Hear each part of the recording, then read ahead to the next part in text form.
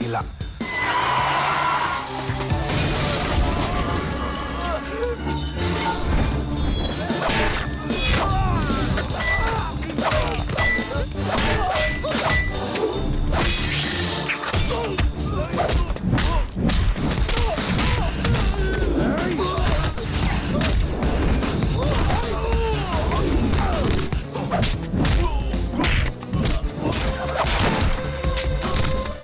Assalamualaikum Sobat Cerita Puisi. Apa kalian pernah menonton film berjudul Julai?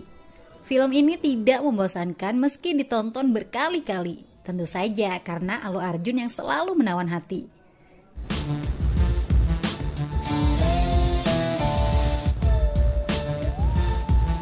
Gimana kabarnya para penonton di seluruh penjuru negeri? Seperti Saiful Anwar di Jambi, Cantika di Namlea, Rozek di Konang Bangkalan, Ika Yurika di Ketapang, Kang Awol di Demak, Erwin di Batam, Arfi di Aceh, Devi di Tangerang, DJ Aldi di Jakarta Pusat, Alvira di Palembang, Ayu Wulan di Malang, Arwan di Sudi Mampir, Ana di Lombok, Anton Kutuk di Wekanan, dan semuanya yang setia menanti video cerita puisi.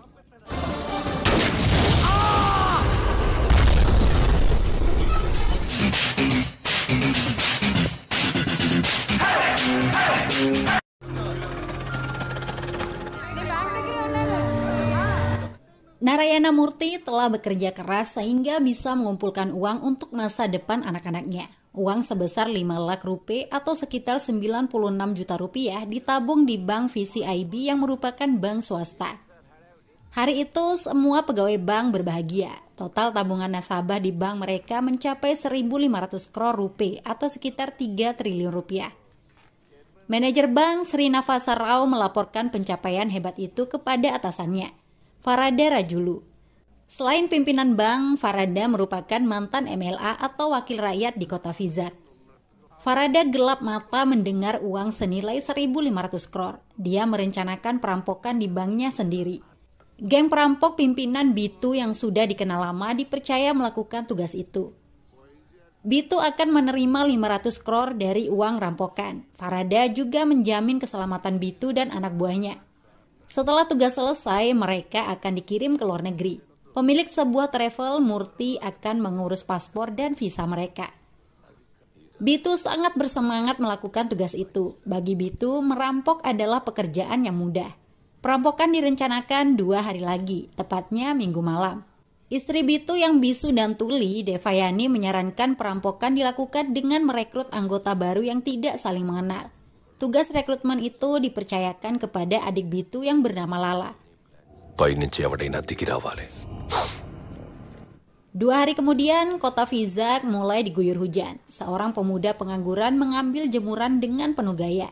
Dialah Ravindra Narayana yang diperankan ikon star Allu Arjun. Raffi adalah putra Narayana yang memiliki tabungan 5 lakh di Bank VCIB. Narayana sering mengomeli Raffi yang selalu begadang dan bangun siang tanpa bekerja. Itulah yang membuat Raffi kurang dihargai, termasuk oleh adik perempuannya Raji. Raffi bahagia menjadi pengangguran. Dia tidak mau bekerja seperti kebanyakan orang. Ayahnya saja yang puluhan tahun bekerja keras tak kunjung kaya. Lebih baik Raffi menjadi pengangguran daripada bekerja hanya sekedar untuk makan. Bagi Raffi tidak sulit menghasilkan uang. Jika ayahnya mau memberikan modal 10.000 rupiah atau sekitar 2 juta, Raffi bisa mengubahnya menjadi 1 lakh atau sekitar 19 juta rupiah hanya dalam waktu 2 jam. Narayana semakin mengomeli putranya yang bermulut besar itu. Uang 1 lakh setara dengan gajinya 4 bulan. Narayana menantang Raffi membuktikan ucapannya. Uang 10.000 rupiah diberikan saat itu juga. Raffi menerima tantangan ayahnya. Dia keluar membawa uang meski hujan mengguyur Minggu malam. Raffi meminta tumpangan kepada orang di sampingnya karena satu jalur. Orang itu ternyata Bitu. Tanpa banyak bicara, Bitu memberikan tumpangan. Padahal Bitu dan beberapa orang lainnya akan pergi untuk merampok bank. Mereka mengobrol mencairkan suasana. Raffi memberitahu akan pergi ke pub untuk taruhan kriket. Nilai taruhan di sana cukup besar setara anggaran negara. Meski pihak kepolisian tahu mereka bisa dibungkam dengan suap. Setelah sekitar 5 menit, Raffi sudah sampai di tempat tujuannya. Raffi pemuda yang cerdas. Kotak Rubik saja berhasil disusun hanya dalam perjalanan. Bahkan ketika hampir tertabrak motor, Raffi sama sekali tidak panik ketakutan. Raffi bisa menghindar dengan penuh gaya. Kini Raffi dan temannya Suri mengikuti taruhan dengan harapan untung berlipat ganda. Tanpa diduga, polisi pimpinan ACP Raja Manikyam datang melakukan penggerebekan.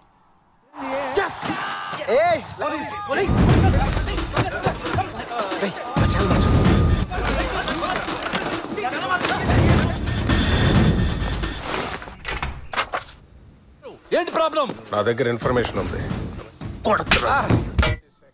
Rupanya malam itu polisi menggerebek 2 tempat taruhan. Raffi tertawa cengengesan mengetahui polisi bergerak setelah mendapat informasi dari orang tak dikenal.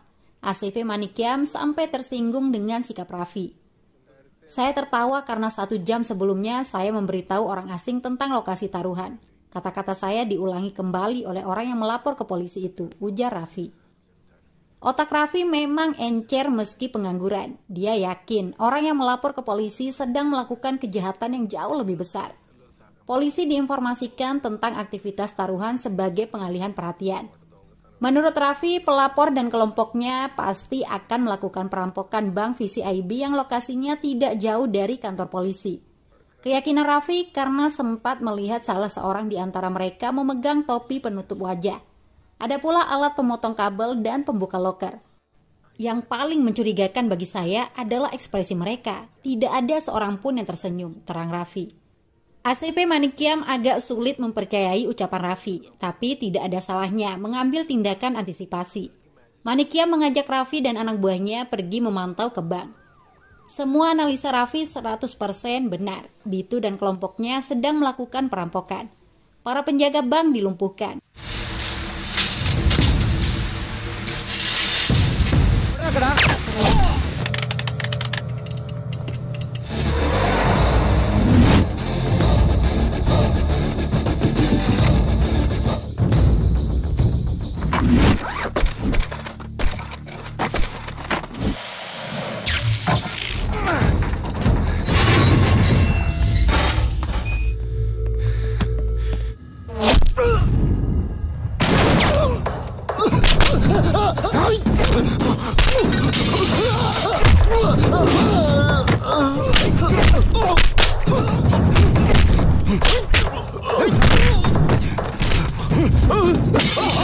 Cukup mudah bagi Bitu menemukan uang 1.500 crore itu.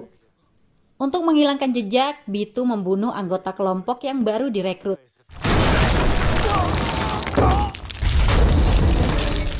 Semua uang tunai di sana diangkut menggunakan mobil derek. Ketika pihak kepolisian dan Raffi sampai bank, mobil pelaku terlihat meninggalkan lokasi. Polisi langsung melakukan pengejaran. Tapi Raffi meminta ACP Manikyam berhenti mengejar mobil itu. Pak, mereka sengaja kabur dengan menghidupkan lampu mobil. Itu pasti hanya untuk mengalihkan perhatian saja, ucap Raffi. Kecerdasan Raffi jauh di atas polisi. Manikyam mengikuti arahan Raffi untuk melakukan pengejaran ke arah lain. Bitu yang masih mengawasi di sekitar lokasi sampai kaget melihat polisi bergerak ke arah yang benar. Bitu menghubungi adiknya Lala yang membawa mobil derek agar waspada. Demi keamanan Lala dan uang yang dibawa, mobil derek harus disembunyikan di tempat pembuangan sampah terdekat. Lala mematuhi perintah kakaknya. Mobil derek yang membawa uang tunai ditimbun dengan sampah. Tapi selembar uang dan sampah terbang terbawa angin. Sampah itu jatuh tepat ke jendela mobil ACP Manikyam. Mobil itu hilang keseimbangan dan terjebak lumpur. Lala jadi panik melihat ada mobil polisi. Lala berusaha membunuh Manikyam dan Raffi, tapi Raffi tidak hanya cerdas, dia juga jago gelut. Raffi berhasil memukul Lala dengan besi. Ketika Lala akan membalas, dia terjatuh dan tertusuk besi. Bitu yang baru sampai sangat kaget melihat Lala sekarat. Bitu ingin menyelamatkan Lala. Sialnya pasukan polisi datang menabrak Bitu. Polisi menangkap Bitu yang sudah tidak berdaya, sedangkan Lala sudah menjadi mayat. Bitu akan dibawa ke penjara. Dalam perjalanan, istri Bitu, Devayani dan anak buahnya menyerang mobil polisi. Malam itu 4 polisi terbunuh. Bitu berhasil dibebaskan.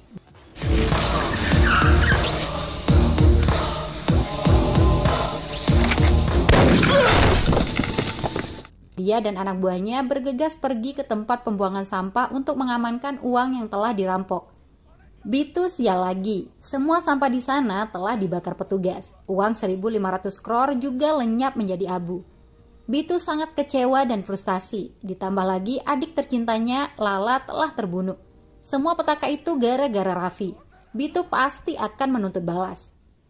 ACP Manikyam bisa memprediksi keselamatan Raffi terancam. Bitu pasti akan menargetkan Raffi. Oleh karena itu, Raffi harus segera meninggalkan kota Vizag. Raffi bisa kembali ke rumahnya setelah polisi menangkap Bitu. Ayah Raffi, Narayana, setuju dengan rencana polisi. Selama ini Narayana memang sering marah karena Raffi pengangguran. Tapi kini Narayana tidak menuntut apa-apa lagi. Keselamatan Raffi menjadi paling utama. Raffi setuju pergi dari kota Vizag. Dia minta dikirim ke Australia atau Dubai. Tapi kepolisian tidak memiliki anggaran sebanyak itu. Raffi akan direlokasi ke kota Hyderabad. Raffi kesal mendengar pengakuan Manikyam. Bitu bisa dengan mudah menemukannya di Hyderabad. Keluarga Raffi juga akan terancam. Raffi kemudian membuat skenario terbunuh kecelakaan. Foto dirinya yang meninggal akan dipublikasikan di media. Tujuannya agar Bitu tidak lagi menargetkan Raffi. Setelah itu Raffi pergi ke Hyderabad. Raffi akan tinggal di rumah ACP Sitaram yang merupakan sahabat Manikyam. Pagi harinya berita tentang kematian Raffi dimuat berbagai media. Bitu kecewa tidak sempat balas dendam. Padahal Bitu sangat ingin membunuh Raffi. Bitu telah berhasil dibodohi.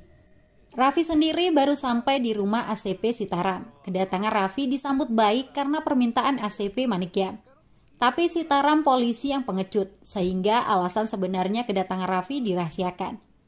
Di rumah ACP Sitaram ada pula mantan pencopet Brahmanandam yang dipekerjakan sebagai pelayan. Raffi dan Brahmanandam pergi jalan-jalan menyusuri kota Hyderabad.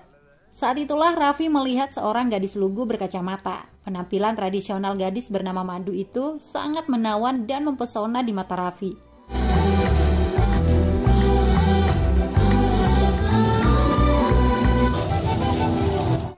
Raffi tidak ingin pertemuan pertamanya menjadi pertemuan terakhir. Raffi mencoba berkenalan dengan Madu. Tentu saja Madu sok jual mahal karena dia bukan gadis murahan. Madu meninggalkan Raffi naik bus untuk berangkat kerja. Tapi takdirlah yang mendekatkan mereka. Madu terpeleset di pintu bus. Raffi bergerak cepat memberikan pundaknya untuk menopang tubuh Madu. Intaki, నీ పేరు చెప్పలేదు? Madu. Sebagai ucapan terima kasih, Madu mau berkenalan. Pertemuan kedua pun terjadi keesokan harinya. Madu menanyakan pekerjaan Raffi untuk lebih saling mengenal. Raffi menjawab jujur bahwa dirinya seorang pengangguran. Raffi tidak sudi bekerja seperti kebanyakan orang yang hidup dari gaji seadanya. Lebih baik jadi pengangguran daripada bekerja keras tapi tetap miskin. Raffi dan Madu semakin dekat.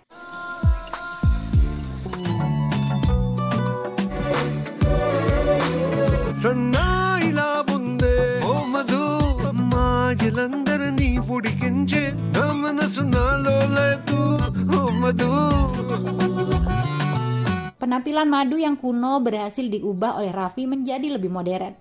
Madu bukan lagi gadis lugu berkacamata. Madu telah bertransformasi menjadi gadis cantik dan seksi. Sementara itu di kota Vizag, setiap hari nasabah bank VCIB melakukan aksi unjuk rasa. Mereka menuntut uang tabungan yang telah dirampok dikembalikan. Perampok juga harus segera dijebloskan ke penjara. Kepolisian bergerak sangat lambat, padahal Bitu berkeliaran bebas. Bitu meminta kepada Farada agar segera dikirim ke luar negeri. Meski perampokan gagal, mereka tidak boleh ditangkap polisi. Sesuai janji Farada, urusan ke luar negeri ditangani oleh Travel Murti yang ada di Hyderabad. Anak buah Bitu yang bernama Satar ditugaskan membawa dokumen palsu ke Hyderabad untuk dibuatkan paspor. Wajah Satar sudah menjadi DPO. Polisi mengawasi keberadaan Satar yang menunggu karyawan Murti di tempat makan. Murti mengirim karyawannya, Madu, untuk mengambil dokumen yang dibawa Satar. Ketika polisi melakukan penyergapan, Satar memberikan perlawanan. Satar berusaha kabur. Seorang anak dijadikan sandera untuk melarikan diri. Kepolisian mencoba bernegosiasi agar Satar tidak melukai Sandra. ACP Sitaram juga datang ke lokasi bersama Raffi. Satar kaget melihat Raffi masih hidup. Raffi tiba-tiba menembak Satar menggunakan pistol Sitaram. Satar meninggal saat itu juga. Aksi Raffi membuat Sitaram kaget. Sejak menjadi polisi, Sitaram tidak pernah menggunakan senjatanya. Raffi beralasan polisi tidak seharusnya bernegosiasi dengan penjahat yang menyandra anak-anak. Orang seperti Satar tidak pantas hidup. Selanjutnya, Raffi pergi ke Travel Murti untuk bertemu Madu. Di sana sudah ada ACP Sitaram yang sedang menginterogasi Murti terkait hubungannya dengan Satar. Murti yang diinterogasi justru mengomeli Sitaram. Raffi terpancing emosi melihat Sitaram diomeli. Raffi berulah lagi membuat keributan. Para preman yang bekerja untuk Murti dihajar tanpa alasan. Murti jadi ketakutan.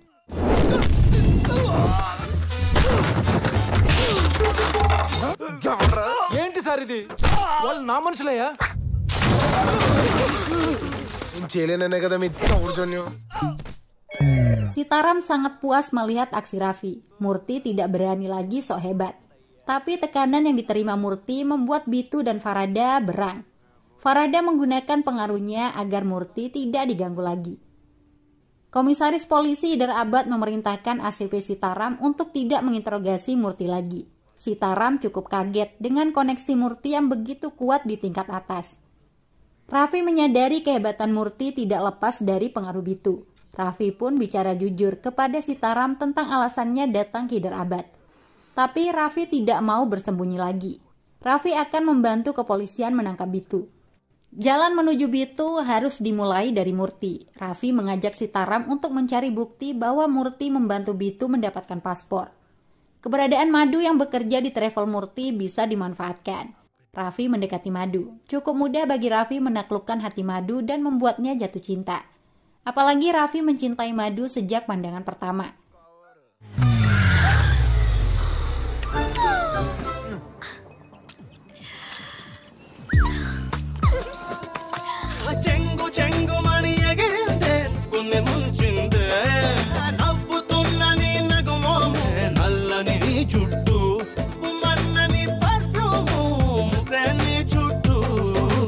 Pada saat Madu lengah, Raffi mengambil ID card Madu. Dengan ID card itu, Raffi pergi ke kantor Travel Murti bersama ACP Sitaram, CI Palmiki, dan Brahmanandam. Raffi bisa mengakses komputer di meja kerja Madu. Foto Bitu ditemukan menggunakan nama palsu untuk mendapatkan paspor. Anehnya, foto Madu juga ada di sana. Mereka sudah memesan tiket penerbangan besok ke Dubai melalui Mumbai. ACP Sitaram ingin langsung menangkap Murti karena terbukti membantu penjahat. Tapi Raffi tidak setuju. Bitu pasti akan curiga jika Murti ditangkap. Raffi menyarankan Murti diawasi saja. Setelah Bitu muncul, barulah keduanya ditangkap. Keesokan harinya, kantor Travel Murti diawasi ketat. Bitu sangat cerdas. Dia menemui Murti dengan menyamar sebagai pengantar pizza. Murti memberikan paspor Bitu. Untuk memudahkan dalam pemeriksaan keamanan di bandara, Bitu sudah dibuatkan istri palsu yang menderita epilepsi. Parahnya, Murti menjadikan Madu sebagai istri palsu Bitu. Madu yang tidak tahu apa-apa kemudian dibuat pingsan. Murti dan Bitu membawa Madu dengan mobil. Pihak kepolisian dibodohi. Untungnya ada Raffi yang curiga dengan motor pengantar pizza. Raffi yakin Bitu sudah datang. Kepolisian terlambat bergerak. Bitu sudah bersama anak buahnya. Setelah ganti mobil, Bitu akan pergi ke Bangalore. Dari sanalah dia akan terbang ke Dubai. Raffi tidak kalah cerdas. Raffi yakin Bitu tidak berani ke bandara yang telah dijaga ketat kepolisian. Mobil Murti juga terlacak menuju Chennai. ACP Sitaram mengajak Raffi mengejar ke jalan menuju Chennai. Raffi curiga mobil itu hanya untuk menyesatkan polisi. Pola yang sama telah digunakan Bitu saat merampok bank. Raffi yakin Bitu pergi ke Bangalore. Kecerdasan Raffi mampu menandingi Bitu. Tidak butuh waktu lama, Raffi menemukan rombongan Bitu yang akan menuju Bangalore. Bitu sampai heran jejaknya bisa dideteksi polisi. Kejar-kejaran terjadi, tembak-menembak pun tidak terelakkan lagi. Beberapa mobil anak buah Bitu berhasil dilumpuhkan oleh Raffi.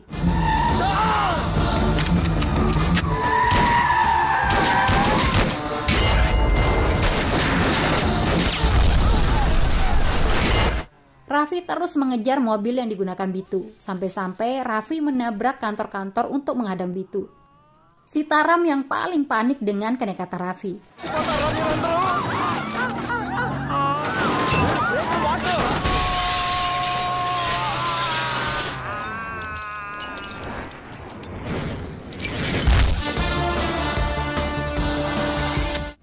Akhirnya Raffi berhasil menghadang mobil Bitu. Melihat Raffi di hadapannya dengan memegang pistol, Bitu seperti tidak percaya. Selama ini Bitu meyakini Raffi telah meninggal kecelakaan. Raffi memang cerdas dan hebat. Anak buah Bitu yang menyerang dibabat habis. Bitu jadi panik. Madu yang baru saja terbangun sadarkan diri dijadikan sandera. Bitu memiliki dendam kepada Raffi atas kematian adik laki-lakinya. Bitu bersumpah akan membunuh keluarga Raffi juga. Ancaman itu sama sekali tidak membuat Raffi gentar. Raffi menantang Bitu untuk tidak banyak bicara. Jika Bitu ingin balas dendam, tidak perlu repot-repot memikirkan keluarga Raffi yang ada di Vizak. Wanita yang disandra Bitu adalah kekasih Raffi.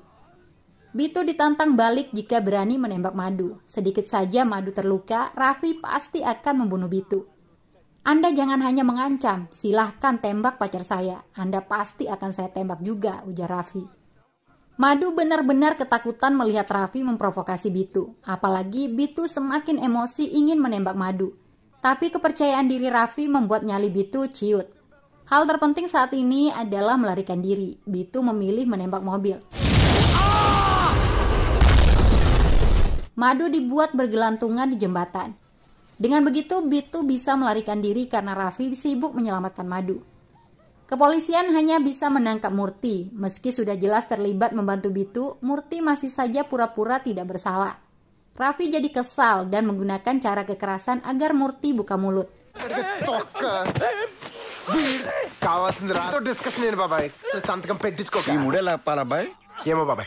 ACV Manikyam datang ke Hyder Abad menemui Raffi. Manikyam khawatir dengan keselamatan Raffi setelah diketahui hidup oleh Bitu. Raffi harus disembunyikan lagi ke kota lain. Kali ini Raffi tidak mau mendengar Manikyam. Raffi justru heran dengan sikap Manikyam. Pak, kenapa Anda belum juga menangkap Bitu? Apa Anda hanya duduk diam di kantor menerima gaji buta? Saya tidak takut dengan Bitu. Saya akan tetap tinggal di sini. Jika dia mencari saya untuk balas dendam, saya akan membunuhnya, tegas Raffi. Ravi,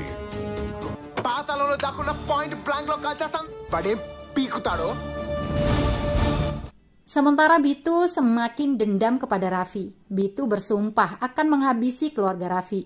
Setelah itu barulah Bitu akan membunuh Raffi. Bitu masih dalam tahap merencanakan. Raffi si jenius sudah bergerak tanpa banyak perencanaan. Keluarganya di Vizak diminta datang ke Hyder Abad menggunakan taksi. Bitu kalah cepat. Anak buahnya menemukan rumah orang tua Raffi dalam kondisi kosong.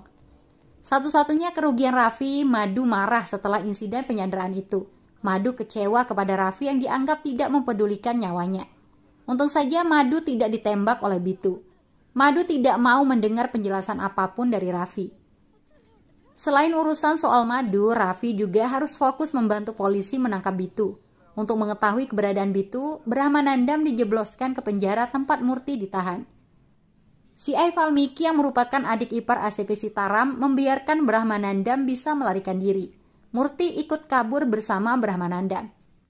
Setelah berada di luar penjara, Brahmanandam memberikan Murti HP. Raffi yang menggunakan helm juga menempel alat sadap di punggung Murti. Bitu yang diincar sedang menemui MLA Farada. Bitu tidak ingin keluar negeri sebelum membunuh Raffi. Tapi Farada tetap meminta Bitu segera meninggalkan India. Masalah Raffi seharusnya Bitu malu bisa dipecundangi oleh bocah ingusan. Farada juga mengolok istri Bitu, Devayani yang bisu dan tuli. Bitu jadi terpancing emosi. Saat itu juga Bitu menusuk Farada. Bitu tidak peduli lagi jika Farada hidup atau mati. Farada memohon agar diselamatkan. Farada berjanji akan memberikan Bitu uang banyak. Karena sebenarnya Farada sudah berhasil mengamankan uang 1.500 crore yang disembunyikan di tempat pembuangan sampah.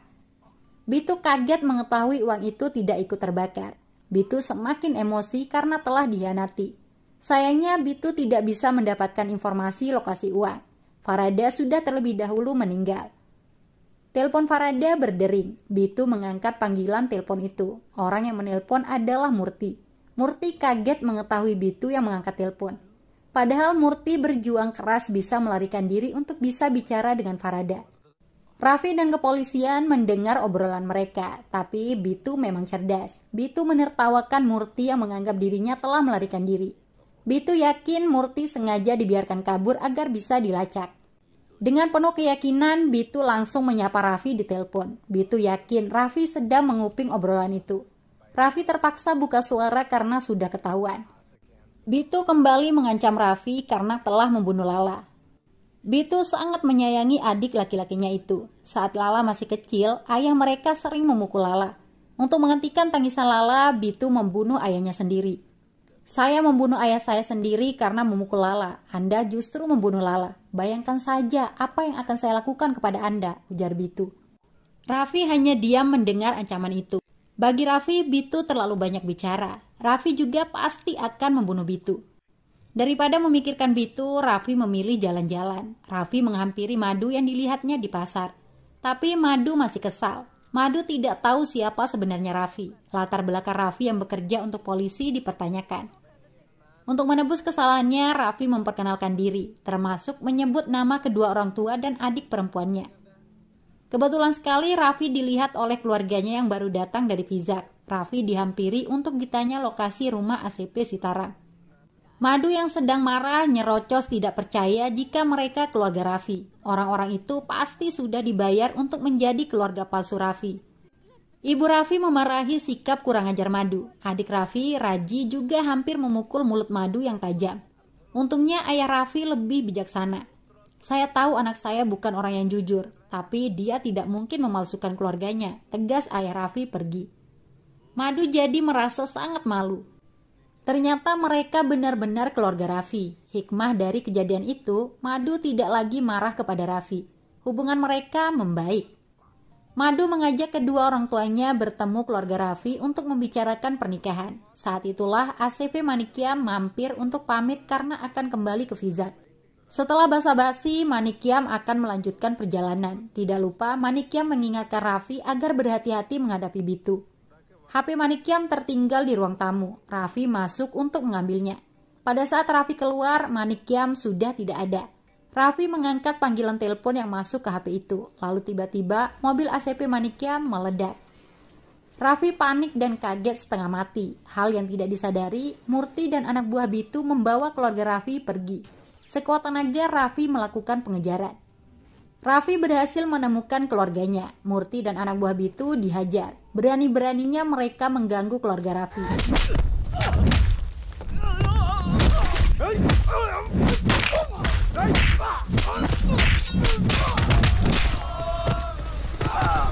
Apapun yang terjadi, Raffi tidak membiarkan keluarganya dibawa pergi. Raffi mampu menyelamatkan ibu dan adiknya, tapi yang tidak pernah diduga, ayah Raffi terkena peluru yang ditembakkan oleh Murti. Raffi sangat murka melihat ayahnya sekarat. Ingin sekali Raffi membunuh Murti saat itu juga.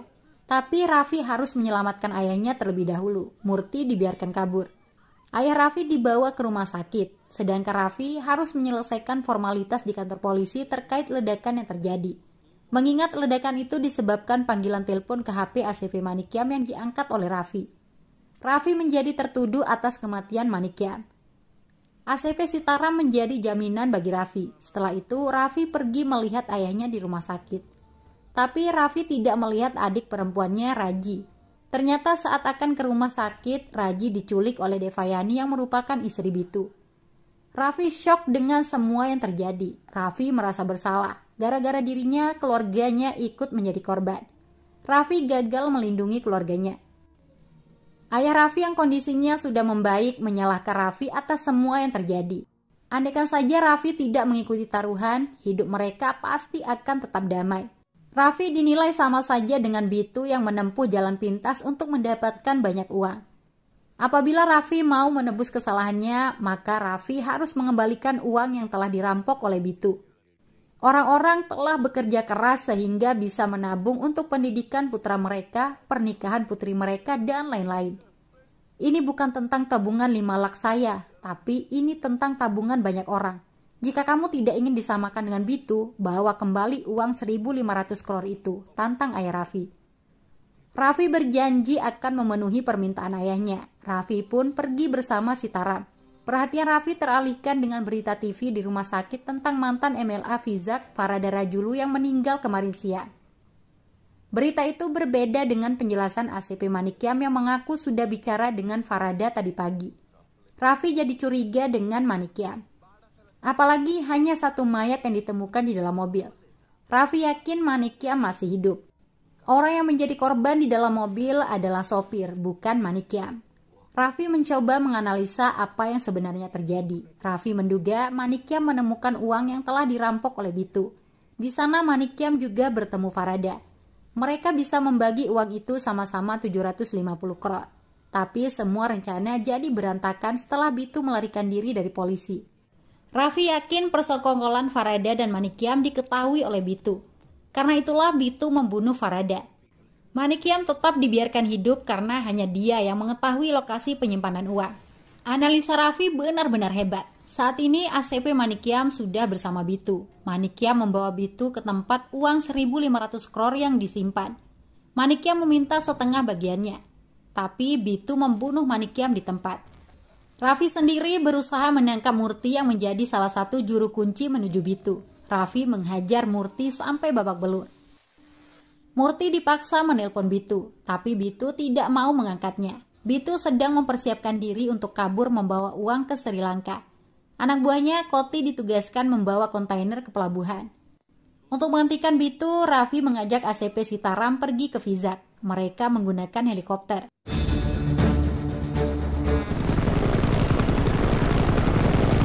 Cukup mudah bagi Raffi melacak kontainer yang memiliki uang.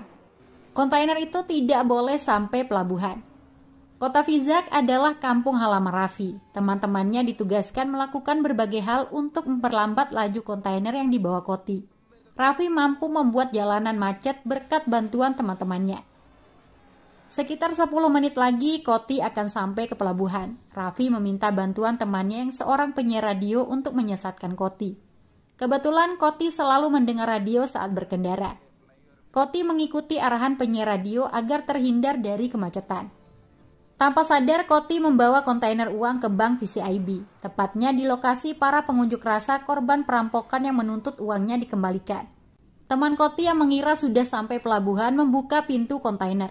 Uang 1.500 crore dilihat oleh semua orang. Koti yang mencoba kabur diamuk massa. Raffi sangat puas usahanya berhasil. Dia telah memenangkan setengah pertarungan. Target Raffi selanjutnya adalah Bitu yang diyakini akan datang ke pelabuhan. Pada saat Bitu sampai pelabuhan, Raffi menyambutnya dengan tatapan tajam. Bitu ingin menabrak Raffi. Tentu saja tidak semudah itu. Raffi sudah menyiapkan perangkap.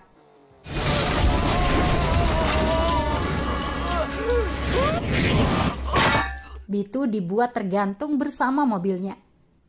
Anak buah Bitu menyerang Raffi. Nasib mereka sudah ditakdirkan kalah. Raffi membuat mereka seperti badut. Tidak butuh waktu lama bagi Raffi menaklukkan para preman itu.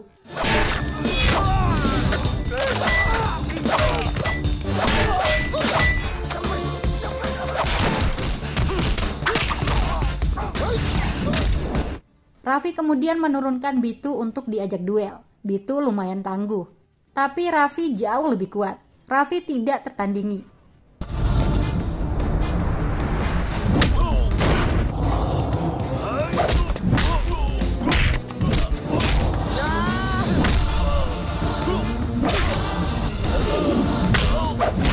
Raffi menembak kaki Bitu untuk membuatnya tidak berdaya. Bitu memohon agar diampuni. Jika Bitu mati, adik perempuan Raffi, Raji yang ada di tangan Devayani juga akan mati. Raffi justru menantang Bitu jika berani membunuh Raji. Bitu sampai heran dengan karakter Raffi yang tidak peduli dengan nasib adiknya. Bitu saja meski jahat begitu menyayangi saudaranya. Raffi tidak mau mendengar mulut besar Bitu. Raffi akan menembak Bitu. ACP Sitaram datang merusak ketegangan. Sitaram melarang Raffi membunuh Bitu. Raffi sudah sepenuhnya menaklukkan Bitu. Orang yang selama ini begitu kejam benar-benar telah diubah menjadi badut. Bitu ketakutan berhadapan dengan Raffi. Daripada dibunuh Raffi, Bitu lebih rela ditangkap polisi. Sitaram meminta Raffi tidak main hakim sendiri. Raffi terpaksa mengalah. Pistolnya dibuang. Bitu secara licik ingin menembak Raffi. Saat itulah Sitaram bertindak spontan menembak Bitu terlebih dahulu. Bitu meninggal setelah berkali-kali ditembak. Raffi sangat gembira menyaksikan Bitu sudah menjadi mayat. Ternyata sejak tadi Raffi hanya mengancam saja. karena pistolnya sudah kehabisan peluru. ACP Sitaram jadi terbengong mengetahui kegilaan Raffi. Misi terakhir, Raffi pergi menyelamatkan Raji yang dibawa oleh Devayani. Jika Bitu saja berhasil diatasi, apalagi sekedar Devayani yang bisu dan tuli. Raffi mengambil Raji dari tangan Devayani dengan membodohinya. ACP Sitaram pun dengan mudah melumpuhkan Devayani. Kini semua masalah sudah beres. Raffi mulai menata hidup baru. Dia akan menghadiri wawancara kerja. Raffi sudah tidak mau lagi menghasilkan uang dengan cara instan. Karena semua itu hanya akan menimbulkan bahaya. Uang memang harus didapatkan dengan kerja keras. Kekasihnya di Hyderabad, Madhu, mendukung penuh Raffi mendapatkan pekerjaan. Sudah cukup Raffi menjadi pengangguran. Film selesai di sana. Sudah dulu ya, sampai jumpa. Visakhapatnam కేంద్రం నుంచి ఆకాశవాణి విశాఖపడింది. DSP.